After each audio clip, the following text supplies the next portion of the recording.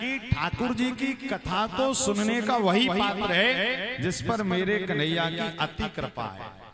अति हरि कृपा जाहि पर होई, पांव दे यही मार्ग सोई।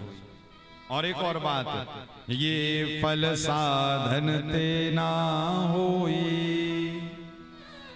हम सब अपने आप को बड़ा कृपाशाली माने कि भैया ठाकुर जी ने हमें इस लायक समझा कि इस उमापुर पर साक्षात श्रीमद् भागवत के रूप में कन्हैया ही आपके यहाँ पर पधारे।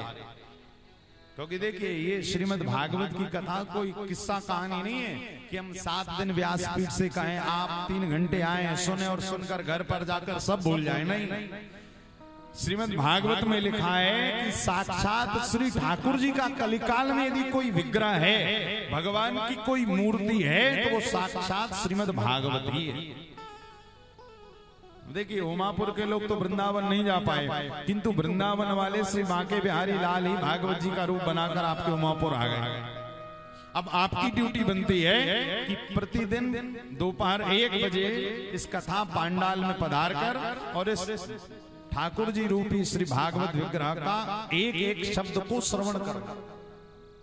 क्योंकि भागवत जी का सबसे बड़ा पूजन क्या है पता आपको? भागवत जी की कथा को श्रवण कर लेना ही सबसे बड़ा भागवत जी का पूजन। और श्रीमद् भागवत तो साक्षात श्री ठाकुर जी का ही विग्रह है। कितने वांगमयी मूर्ति प्रत्यक्षावर्तते हरि, तेने वांगमयी मूर्ति प्रत्यक्षा कृष्ण एव ही। संत जनों ने कहा है कि साक्षात कलिकाल में यदि ठाकुर जी को पाना है तो कहीं मत जाइए, भगवान की कथा में आकर बैठ जाइए। आइए हम सभी लोग मनसा वाचा कर्मणा श्री ठाकुर जी को चित्त में बिठालकर और श्रीमद् भागवत के प्रथम श्लोक के माध्यम से भागवत जी में प्रवेश करें और ठाकुर जी से यही कामना करें कि हे प्रभु 7 दिन तक हमारा मन आप इस तरह बनाकर रखिएगा कि आपकी एक एक कथा हमारे कर्ण विवरों से जाकर अंतःचित्त में जाकर स्थिर हो जाए। क्योंकि हमारा मन भी इस लायक नहीं कि आपकी कथा को श्रवण कर सके, किंतु ठाकुर जी तो भी हम बैठे। आइए श्रीमद् भागवत के प्रथम श्लोक के माध्यम से भागवत जी को प्रणाम करें कि सच्चिदानंद रूपाय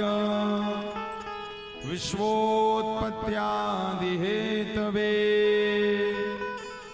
तापत्रय विनाशाय श्री कृष्णाय वयं नमः। श्री कृष्णाय वयं नमः। श्रीमद् भागवत का प्रारंभ कहां से हुआ है? सच्चिदानंद रूपाय। अब भैया बड़े ध्यान से सुनिएगा, हमारे ठाकुर जी कैसे हैं? सच्चिदानंद। ये सच्चिदानंद शब्द भगवान को किसने दिया है? तो आपने रामचरितमानस की कथा सुनी होगी। ये सच्चिदानंद शब्द भगवान देवादिदेव महादेव के मुख से एक बार निकला था। कब निकला था? जब भोले बाबा माँ सती को कुंभज ऋषि के आश्रम में कथा सुनाकर वापस ले जा रहे थे। कहां पर? शिवलोक। वहां पर राम और लक्ष्मण जब त्रेता में जब विचरण कर रहे थे, माँ जानकी जी का अन्वेषण कर रहे थे, तो ऊपर से जागते हुए भोले बाबा ने राम जी को देखकर क्या कहा था? अरे जय सच्चिदानंद जग पावन, और प्रणाम किया था। अरे अस कहीं चलियो मनोज न सावन। वही सच्चिदानंद वाला जो शब्द था वही व्यास जी ने श्रीमद् भागवत में सबसे पहले लाकर रखा। और क्या कहा कि सच्चिदानंद रूपाय विश्वोत्पत्त्यादि हेतवे तापत्रय विनाशाय श्री कृष्णाय वयं नमः। तो श्रीमद् भागवत का सबसे पहला शब्द क्या आया है? सच्चिदानंद। और ये सच्चिदानंद का अर्थ पता आपको? बहुत दिव्य है। देखिए सच्चिदानंद का जब विद्वान लोग संधि करते हैं तो क्या लिखते हैं? सत धन चित धन आनंद बराबर क्या हुआ? सच्चिदानंद। यूं कहें कि श्रीमद् भागवत का प्रारंभ कौन से शब्द से हो रहा है? सच्चिदानंद में भी पहला शब्द क्या है? सत।